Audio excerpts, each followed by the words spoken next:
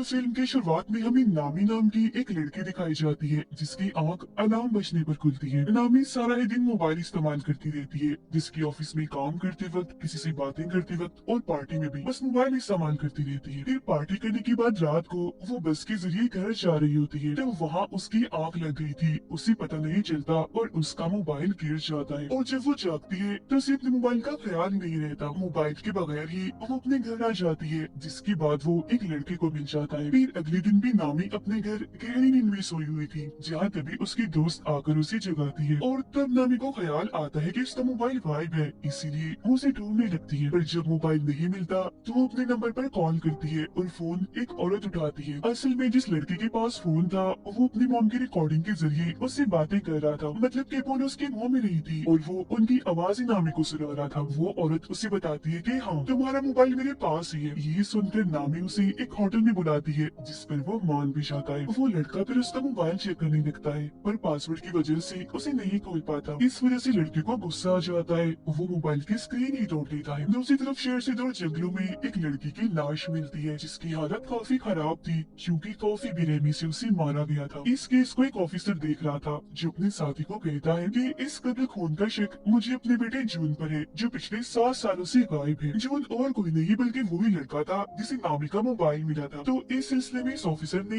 बहुत सारी चीजें भी पता की होती है। तो इसका साथी कहता है कि आपको बस शक है, पर उसे पकड़ने के लिए हमें सबूत इकट्ठा करने होंगे। उधर नामी अपने डैड के होटल में आकर उनसे मिलती है। उसे पता चलता है कि मेरे डैड का इंस्टाग्राम अकाउंट भी है, तो ये जानकर उसे काफी खुशी होती है। अब तभी नामी के पास उसी औरत की कॉल आती है जिसके पास उसका मोबाइल था। वो कहती है कि गलती से तुम्हारे मोबाइल की स्क्रीन टूट गई है, मैंने उसे ठीक करने के लिए मोबाइल की एक दुकान पर भेज दिया है, पैसे भी दे दिए, तो तुम उस दुकान पर जाकर अपना मोबाइल ले सकती हो। फिर थोड़ी ही देर बाद नामी अपना मोबाइल लेने के लिए उस दुकान पर पहुंच जाती है, जहां उसे जून भी दिखता है जिसने मास्क लगाया हुआ था। वो नामी के मोबाइल की डिटेल्स में उसका पासवर्ड भी पता लगवा देता है और फिर उसका मोबाइल ठीक करने के दौरान वो उसमें एक हैक करने वाला सॉफ्टवेयर भी डाल देता है और उसके मोबाइल का एक डुप्लीकेट फोन बनाकर नामी को दे देता है। वो फिर वहाँ से चली जाती है। अब जो जो नामी अपने मोबाइल पर कर रही थी वो सब जून भी देख रहा था, क्योंकि उसने नामी के मोबाइल को अपने कंट्रोल में कर लिया था और ये भी उसे चला सकता था। वो उसके चैट्स यानी मैसेजेस पर वो किसी बात करती है, कॉल्स, यहाँ तक कि खुद नामी पर भी कैमरा के जरिए नजर रख रहा था। फिर रात में जब नामी अपने डैड के होटल में काम करवा रही थी तो तब जून भी वहाँ आता है और उसे बताता है कि मैं यहाँ आता रहता हूँ। वो उसे इसलिए नहीं पहचान पाती क्योंकि दुकान में उसने मास्क लगाया हुआ था। वो नामी से यहाँ की सबसे खास शराब मांगता है। अब क्योंकि वो उसके मोबाइल पर नजर रख रहा था तो उसे सब पता चल जाता है कि नामी को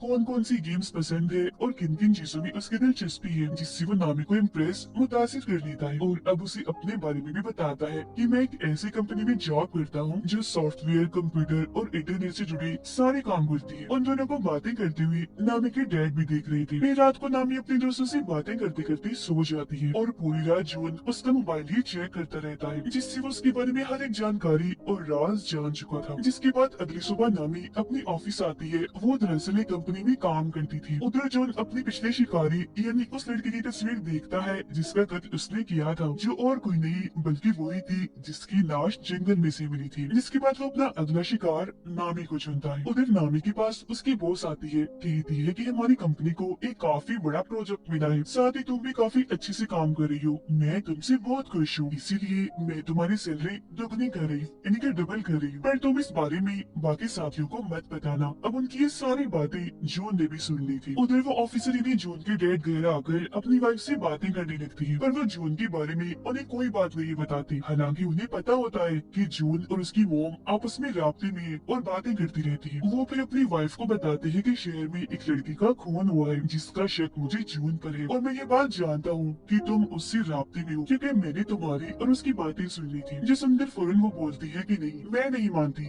मेरा बेटा ऐसा नहीं कर सकता, वो किसी का खून भला क्यों करेगा।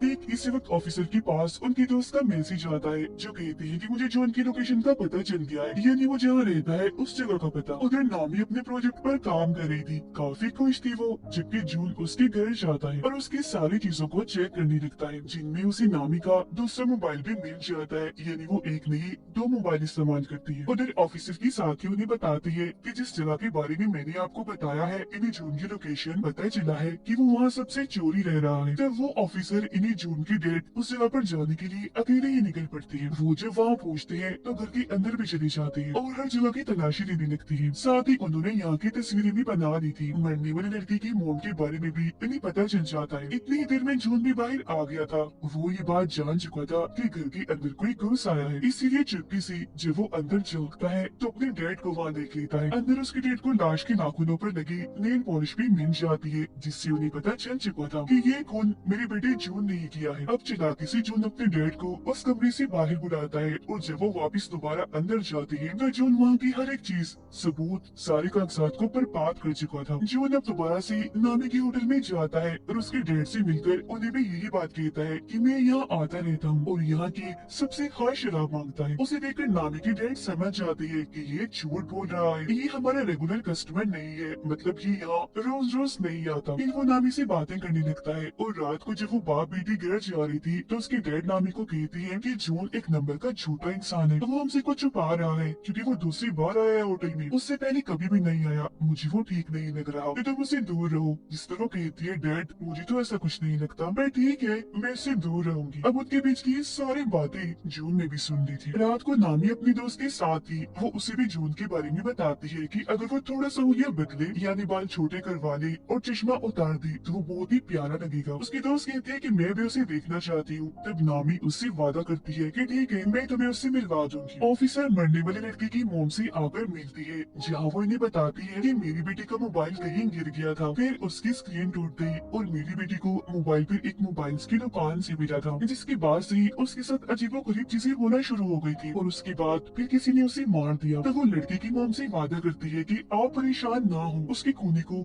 हम ढूंढ कर ही रहेंगे। नामी की डेट पर जब किसी काम से बाहर आती है तो जून उन पर हमला करके उन्हें पकड़ लेता है। इसी रात पुलिस को जंगल में से एक साथ 8 लाशें मिलती है, जिस वजह से ऑफिसर को काफी दुख होता है। फिर सुबह जब नामी की आँख खुलती है तो वो देखती है कि उसकी बॉस की तकरीबन 8 कॉल्स आई हुई है। साथ ही उसे अपने मोबाइल पर बहुत सारे मैसेजेस भी मिलते हैं, जिनमें उसने अपने दोस्तों को काफी बुरा भला कहा होता है। इसके अलावा अपनी बॉस के बारे में भी काफी उल्टी सीधी बातें की हुई थी। एक पोस्ट भी डाली थी जिसमें उसने बता दिया था कि बॉस ने मेरी सैलरी दुगनी कर दी है। फिर वो अपने ऑफिस जाती है जहाँ उसकी टीम उसे काफी नाराज थी। वो सबको बताती है कि मैं नहीं जानती वो सब किसने किया, क्योंकि मैंने तो एक भी मैसेज, एक भी पोस्ट नहीं की, पर कोई भी उसकी बात का यकीन नहीं करता और उसे वहाँ से निकलने का कहती है। वो अपनी बॉस से भी बात करती है, पर उसकी बॉस ने भी जॉब से उसे निकाल दिया होता है। वो उन्हें भी काफी समझाने की कोशिश करती है कि देखिए मेरी बात का यकीन करिए, कोई भी पोस्ट, कोई भी मैसेज मैंने खुद से नहीं किया, मुझे लगता है किसी ने मेरा मोबाइल हैक कर लिया है, कोई मुझे फंसा रहा है, मतलब मेरे मोबाइल को कोई अपने कंट्रोल में लेकर चला रहा है, तो जरूर उसे नहीं किया होगा। जिस पर उसकी बॉस उसे ये साबित करने का कहती है और धक्के मारकर उसे वहाँ से निकाल देती है। इस चीज से उसे काफी दुख होता है। वो सीधा अपने दोस्त के पास जाती है और उसे सबके बारे में बताकर काफी रोने लगती है। तब उसकी दोस्त उसे सहारा देती है, उसे संभालती है। ये चीज जो उन्हें भी देख ली थी, वो सोचता है कि नामी अपने दोस्त के काफी करीब है, तो पहले रास्ते से इसे हटाना होगा। वो और उसकी दोस्त पुलिस स्टेशन जाती है और इस सब के बारे में बताती है। तब ऑफिसर उनसे कहता है कि ये सब आपके साथ ऑनलाइन हुआ है, इसलिए हम आपकी कोई मदद नहीं कर सकते, क्योंकि जिसने भी आपके साथ ऐसा किया हम उसे नहीं पकड़ सकेंगे। ये सुनकर उसकी दोस्त को काफी गुस्सा आता है, जिसके बाद दोनों यहाँ से चली जाती है। जो नामी के डैड के घर पर ही रह रहा था, क्योंकि उसने उन्हें वहाँ बांध के रखा हुआ था। वो उनकी मोबाइल से नामी को मैसेजेस भी करता रहता है ताकि उसे शक न हो कि मेरे डैड को किसी ने अगवा कर लिया है। वो दोनों फिर होटल में आकर बातें करने लगती है। इस बारे में सोच रही थी कि आखिर ऐसी हरकत कौन कर सकता है। वो फिर बात करती है कि इस बारे में पता लगवाने के लिए हमें एक ऐसा इंसान चाहिए जो कंप्यूटर और इंटरनेट में काफी माहिर हो। अब तभी यहाँ जून भी आ गया था, जिसके लिए नामी जोश लेने जाती है और वो उसकी दोस्त के साथ मिलकर नामी का फोन चेक करने लगता है। वो फिर जब आती है तो जून उसे बताता है कि किसी ने तुम्हारा मोबाइल हैक किया हुआ है। उस इंसान ने तुम्हारे मोबाइल में एक ऐसा सॉफ्टवेयर डाला है जिससे तुम्हारा मोबाइल उसके कंट्रोल में आ गया है और तुम जो भी करोगी उसे पता चल जाएगा और मोबाइल को वो अपने तरीके से भी चला सकता है। वो अपने नामे को बाहर लाता है और बताता है कि ये काम किसी करीबी का है, वो करीबी जिसे तुम्हारे मोबाइल का पासवर्ड भी पता है, क्योंकि पासवर्ड खोलने के बाद ही उसने ये सब किया होगा ना। अब तभी उन दोनों की तस्वीर चुपके से नामी की दोस्त बना रही थी, जिससे उसे काफी अजीब लगता है। वो अपने होटल में जब आती है तो उसकी दोस्त उसे एक खबर दिखाती है जिसमें पुलिस को एक साथ 8 लाशें मिली थी। अब उसकी दोस्त नोट कर लेती है कि नामी मुझसे बात नहीं कर रही। वो उससे इसकी वजह पूछती है कि तुम मेरी बात क्यों नहीं सुन रही, तुम्हारा मूड भी खराब है, क्या हुआ, नाराज हो? जो सुनकर नामी भड़क जाती है, कहती है कि मुझे तुम पर शक है, ऐसा मेरे साथ तुमने किया होगा क्योंकि मेरी पासवर्ड तो सिर्फ तुम ही जानती हो। जो सुनकर उसकी दोस्त को काफी बुरा लगता है। वो कहती है कि तुम कल के आए उस लड़के जून की वजह से मुझ पर शक कर रही हो। ठीक है, अगर तुम्हें ऐसे ही लगता है तो मैं तुमसे दूर चली जाती हूँ। इतना कहने के बाद वो नामी से अपनी दोस्ती तोड़कर चली जाती है। वो काफी दुखी थी, रो रही थी और ये चीज जून भी देख लेता है। उधर पुलिस मरने वाली लोगों की लाशें जब उठा रही थी तब उनका सामान भी देखा जाता है, जो देखकर ऑफिसर काफी परेशान हो गई थी। तब उनका साथी कहते हैं कि ये काम आपका बेटा ही कर रहा है, हम जानते हैं, तो हमें उसे पकड़कर रोकना होगा जल्द से जल्द, क्योंकि चीजें काफी आगे तक निकल गई है। तब ऑफिसर कहते हैं तो सबसे पहले तुम उस मोबाइल की दुकान को ढूंढो जहाँ जून काम करता है, जिस पर उसका साथी हाँ बोलता है और ये दोनों वहाँ से निकल जाते हैं। नामी होटल में बैठी अपनी और अपनी दोस्त की वीडियो देख रही थी। वो काफी दुखी थी और अपना मोबाइल गिरा देती है जिससे स्क्रीन फिर से टूट जाती है। उधर ऑफिसर और उनके साथी को जो उनकी मोबाइल की दुकान मिल जाती है, पर उसने यहाँ की हर चीज को तबाह बर्बाद कर दिया था। लेकिन कुछ पेपर्स के जरिए उन्हें 8 कस्टमर्स के बारे में पता चलता है जो और कोई नहीं बल्कि वही लोग थे जिनकी लाशें इन्हें मिली थी। ऑफिसर बताते हैं कि मुझे 9वीं लड़की की डिटेल्स भी पता है जो मरने वाली है और वो डिटेल्स मुझे जून के घर से ही मिली थी, तो अब हमें उसको बचा लेना चाहिए। जो सुनकर उनका साथी कहते हैं कि हमें इस सब के बारे में खबरों में भी चला देना चाहिए ताकि जून को जल्द से जल्द पकड़ा जा सके। अब तभी इधर नामी भी आ जाती है। उसने इन दोनों की बातें सुननी थी और जब वो वहाँ जून का नाम देखती है तो समझ जाती है कि और किसी ने नहीं बल्कि जून ने ही मुझे फंसाया है। उसने मेरा मोबाइल हैक करके वो सारी मैसेजेस और पोस्ट की थी। उसकी वजह से ही मैं आज अकेली हूँ, मेरे पास नौकरी भी नहीं है और मेरी इतनी अच्छी दोस्त भी मुझे छोड़कर चली गई है। वो मजीद जून की कंपनी में कॉल करती है जहाँ से उसे पता चलता है कि इस नाम का कोई भी वर्कर यहाँ काम नहीं करता। जो सुनकर नामी को जून पर काफी गुस्सा आता है और वो फैसला करती है कि मैं उसे अपना बदला लेकर उसे सबक सिखा कर ही रहूंगी। उसकी ये बातें ऑफिसर ने भी सुन ली थी, पर वो उसे ये बात नहीं बताते कि जून एक सीरियल किलर भी है, यानी एक खूनी जिसने न जाने कितने लोगों को मार दिया है। पर वो सिर्फ ये कहती है कि मैं भी जून को पकड़ना चाहता हूँ, वो अच्छा लड़का नहीं है। जिस पर नामी उन्हें एक आइडिया देती है कि मैं ऐसा करूंगी कि उसे मिलने के लिए घर बुला लूंगी, मैं आप लोगों को भी बता दूंगी, तो उसे पकड़ने के लिए फौरन आप लोग आ जाना। जिस पर वो दोनों ऑफिसर्स मान जाते हैं। फिर अगले दिन जून के पास नामी का मैसेज आता है जो उसे मिलने के लिए बुलाती है, जबकि उसके घर के बाहर नीचे दोनों पुलिस ऑफिसर्स गाड़ी में जून की आने का इंतजार कर रही थी। अब जून नामी की ख्वाहिश के मुताबिक अपना हुलिया बदलता है, जैसे वो अपने बाल काट कर चश्मा उतार कर उसे मिलने जाता है। वो उसके घर के बाहर नीचे पहुँचता है जबकि नामी ऊपर अपने घर में तैयार हो रही थी। नीचे जब जून आगे बढ़ रहा था तो दोनों पुलिस ऑफिसर्स उसे पकड़ लेते हैं, पर उसका चेहरा देखकर समझ जाते हैं कि जून नहीं है बल्कि कोई और ही है, क्योंकि दरअसल हुलिया बदलने की वजह से उसे पहचान नहीं पाई। अब जून उन दोनों को धमकाने लगता है कि मैं तुम्हारे खिलाफ रिपोर्ट करूंगा क्योंकि मैं मासूम हूँ, बेकसूर हूँ और तुम मुझ पर शक करके गन दिखा रही हो। जिस पर ऑफिसर का साथी कहते हैं वो दरअसल हमें गलत फहमी हो गई थी, हम किसी खोने को ढूंढ रहे हैं। पर जून उनसे कहता है कि खैर जो भी है देख लूंगा तुम्हें। इतना कहने के बाद वो वहाँ से चला जाता है, जबकि दोनों ऑफिसर्स ऊपर आकर नामी से मिलती है। वो उन्हें बताती है कि जो उनका मैसेज आया है उसका कहना है मैं मसरूफ हूँ, आज बाद में मिलूंगा। वो फिर कहते हैं कि मैं अपना मोबाइल ठीक करने के लिए दे रही हूँ, तब तक दूसरा मोबाइल इस्तेमाल करूंगी और जब मेरा पहला मोबाइल मुझे मिल जाएगा हम उसे पकड़ लेंगे, जिसके लिए ऑफिसर्स भी मान जाती है। अब ऑफिसर के पास पुलिस स्टेशन से कॉल आती है। एक ऑफिसर उन्हें बताता है कि ये बात अब सबको पता चल गई है कि ये सारे खून और किसी ने नहीं बल्कि आपकी बेटी जून ने की है, तो अब से आपको इस केस से दूर रहना होगा ताकि आपको कोई खतरा न हो। जिस सुनकर वो काफी परेशान हो जाती है। अब नामी अपने दूसरे मोबाइल को निकाल कर उसमें अपनी सिम डालती है और ऑन करके उसे चलाकर बाहर आती है। ऑफिसर उसे कहते हैं कि तुम्हारी जान को भी खतरा है तो तुम भी किसी ऐसी जगह पर चली जाओ जहाँ तुम महफूज रह सकती हो। तो वो कहती है कि मैं अपने डैड के घर चली जाती हूँ, वही मेरे लिए ठीक जगह होगी। जिसके बाद वो ऑफिसर्स के साथ वहाँ जाने के लिए निकल जाती है। वो जब वहाँ पहुँचती है तो ऑफिसर उसे अपना कार्ड देता है, जिस पर वो कहती है कि ठीक है कुछ भी हुआ मैं आपसे राब्ता करके बता दूंगी, और घर के अंदर चली जाती है। अंदर आने के बाद वो अपने डैड को आवाज लगाने लगती है कि मैं आ गई हूँ। फिर अपने कमरे में जाकर जब वो मोबाइल इस्तेमाल कर रही थी तो उसे जून के नए नंबर से मैसेज आता है। वो जब उसे कॉल करती है तो फोन बजने की आवाज उसे यही इसे घर से आ रही थी। वो चौंक जाती है और फौरन ऊपर जाकर चेक करती है, पर वहाँ पर कोई भी नहीं था। लेकिन वो फिर भी डर गई थी, इसीलिए ऑफिसर को फौरन कॉल करने लगती है। पर तभी उसका मोबाइल अपने आप ही चलने लगता है। जो देख वो समझ गई थी कि जून ने इस मोबाइल को भी हैक कर लिया है। उसे अपने डैड की फिक्र होने लगती है, तो वो उन्हें हर जगह ढूंढ रही थी जहाँ उसे जून मिल जाता है। वो कहता है कि अगर तुम अपने डैड को जिंदा देखना चाहती हो तो दोनों ऑफिसर्स को अभी मैसेज करो कि मैं यहाँ बिल्कुल ठीक हूँ, मैं फोर्स हूँ, तो आप फिक्र मत करना, हम 2 दिन के बाद मिलेंगे। अब ना चाहते हुए भी नामी अपनी डैड की जान बचाने के लिए उन्हें ये मैसेज कर ही देती है। वो यहाँ उसे पूछती है कि मैंने तुम्हारा क्या बिगाड़ा था, तुमने मुझे ही क्यों पकड़ा? तो वो बताता है कि मुझे तुम्हारा मोबाइल बस में से मिला था, तो इसीलिए मैंने तुम्हें अपना शिकार चुना, क्योंकि जाहिर है मोबाइल के जरिए मुझे तुम्हारे बारे में सब पता चल सकता था, तो भला मैं तुम्हें फिर कैसे छोड़ता? फिर वो नामी को बाथरूम में उसकी डैड के पास लाता है जहाँ उन्हें बांध के रखा हुआ था। वो उन्हें मारने की धमकी देता है। तब नामी कहती है कि तुम मेरे डैड को मत मारो प्लीज, मैं कुछ भी करने को तैयार। जो सुनकर जॉन उसे खुद को टेप की मदद से बांधने का कहता है, और जब नामी उसकी मदद से ऐसा कर लेती है तो वो उसके डैड को डबोकर मारने के लिए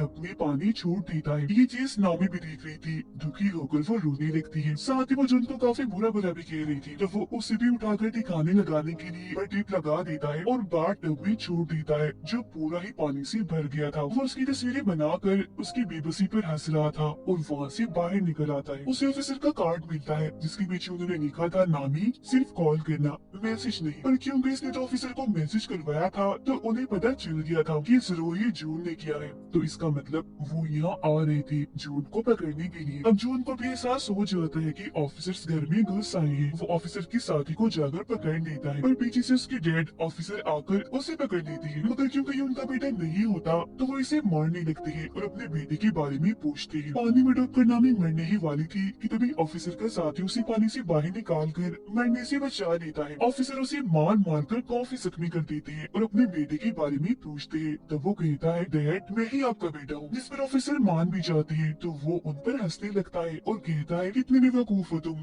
अपने बेटे की पहचान भी नहीं है। ये सुनकर ऑफिसर भड़क जाती है और उसे दोबारा से मारने लगती है। उधर नामी को भी होश आ गई थी। वो देखती है कि ऑफिसर के साथी उसके डैड को होश में लाने की कोशिश कर रही है, पर वो उठ ही नहीं रही। ऑफिसर फिर जो उनका बैग चेक करती है जिसमें से उन्हें जो उनके सारे शिकारों का सामान मिलता है, यहाँ तक कि 0 नंबर वाले शिकार का भी, यानी सबसे पहले वाले शिकार का, जो कि असल में और कोई नहीं बल्कि उनका बेटा जून था। इस कोने के पास ऑफिसर की वाइफ और उसके बेटे की सारी डिटेल्स मौजूद थी। यानी जो 7 साल पहले गायब हो गया था, असल में वो गायब नहीं हुआ था, 7 साल पहले ही इस कोने ने उसे मार डाला और तभी से जून की पहचान लेकर इन्हें जून बनकर लोगों को मार रहा है। ये जानकर ऑफिसर को काफी दुख होता है, इसीलिए वो गन लेकर खूनी को मारने के लिए जाती है। खूनी उन्हें बताता है कि मैं आज भी जून बनकर तुम्हारी वाइफ से बात करता हूँ। कितने बोले हो आप लोग, पता लगवा ही नहीं पाए कि जिसे तुम बात कर रहे हो अपना बेटा समझकर, वो तो तुम्हारे बेटे का असली कातिल है। उसकी ये सारी बातें नामी भी सुन लेती है। वो गुस्से से भरी बाहर आती है, ऑफिसर से गन छीनकर उस खूनी को मार देती है। वो फिर देखती है कि मेरे डैड को होश आ गई है, मतलब कि वो जिंदा है। इस बात से जज्बाती होकर वो अपनी डैड के गले से लगकर काफी रोती है। फिर उसका इलाज करने के लिए उसे एम्बुलेंस के जरिए